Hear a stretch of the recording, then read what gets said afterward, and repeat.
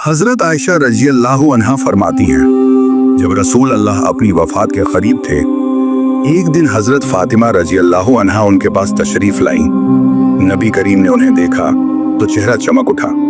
फिर आपने फातिमा को पास बुलाया, धीरे से कुछ उनके कान में कहा। फातिमा का चेहरा उतर गया, आंखें भर आईं और वो जोर जोर से रोने लगी। फिर कुछ पल बाद नबी ने फिर उनके कान में कुछ कहा। इस बार फातिमा का चेहरा खिल उठा और वो मुस्कुरा दी। हजरत आयशा रजी अल्लाह अन्हा ने बाद में पूछा, फातिमा, ऐसा क्या कहा था आपने कि पहले तुम रोई और फिर हंसी? तो फातिमा रजी अल्लाह अन्हा ने जवाब दिया, पहले अब्बा ने मुझसे कहा, बेटी, मैं इस दुनिया से बहुत जल्द रुखसत हो जाऊंगा। तो मेरा दिल टूट गया और मैं रो पड़ी। फिर उन्होंने कहा, क्या तुम्हें ये पसंद नहीं कि तुम जन्नत की औरतों की सरदार हो? तो मेरा दिल भर आया और मैं मुस्कुरा दी। नबी करीम की वफात हजरत फातिमा रजी अल्लाह अन्हा के लिए कयामत से कम नहीं थी। जब नबी का विसाल हुआ तो हजरत फातिमा रजी अल्लाह अन्हा दौड़ती हुई आई, चेहरा आंसुओं से भीगा हुआ, दिल टूटा हुआ और जुबान पर बस यही पुकार, या बता अजाबा रब्बंदा या अपता मिन जन्नतिल फिरदौस मबा। ए अब्बा, आपने अपने रब की पुकार को कबूल कर लिया। ए अब्बा, जन्नतुल फिरदौस आपका ठिकाना है। वो नबी जिन्होंने कभी फातिमा को रोते हुए देखकर चुप नहीं रहने दिया, आज खुद खामोश लेटे हुए थे। नबी के जाने के बाद फातिमा रजी अल्लाह अन्हा सिर्फ 6 महीने जिंदा रही, मगर वो 6 महीने जैसे सदियों से भी भारी थे। हर दिन, हर लम्हा नबी की जुदाई का दर्द।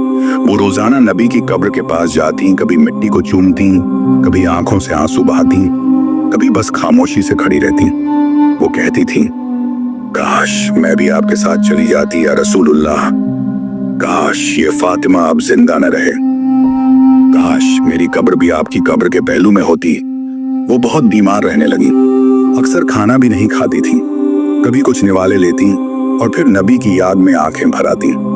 हजरत अली रजी अल्लाह अन्हु फरमाते हैं, जब भी मैं घर आता, फातिमा को रोते हुए पाता, मैं उनके पास बैठता, उनका सर अपनी गोद में रखता और दिल में सोचता, काश मैं उनका दर्द बांट सकता। उनकी बीमारी बढ़ती गई, जिस्म कमजोर होता गया, चेहरा पीला पड़ गया, आंखें धंस गईं, मगर जुबान से नबी का नाम कभी नहीं रुका। हजरत फातिमा ने हजरत अस्मा बिन्त उमैस रजी अल्लाह अन्हा को बुलाया और फरमाया, अस्मा, मैं नहीं चाहती कि जब मेरी वफात हो तो मेरा जनाजा वैसे उठाया जाए जैसे आम औरतों का उठाया जाता है।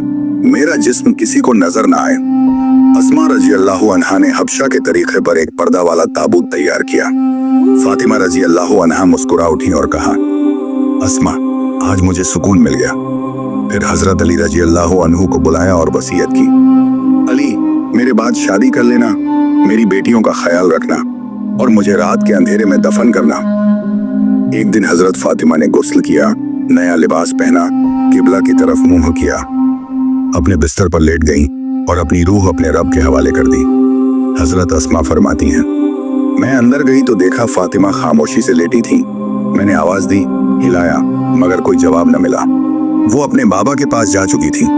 हजरत अली जब आए और ये मंजर देखा तो जैसे जमीन हिल गई हो। उन्होंने फातिमा का चेहरा देखा, आंखों से आंसू बहते रहे और कहा, फातिमा, तू मुझसे पहले चली गई, तू मेरी सब्र की सबसे बड़ी आजमाइश थी। फातिमा, तेरी जुदाई मेरे लिए कयामत है।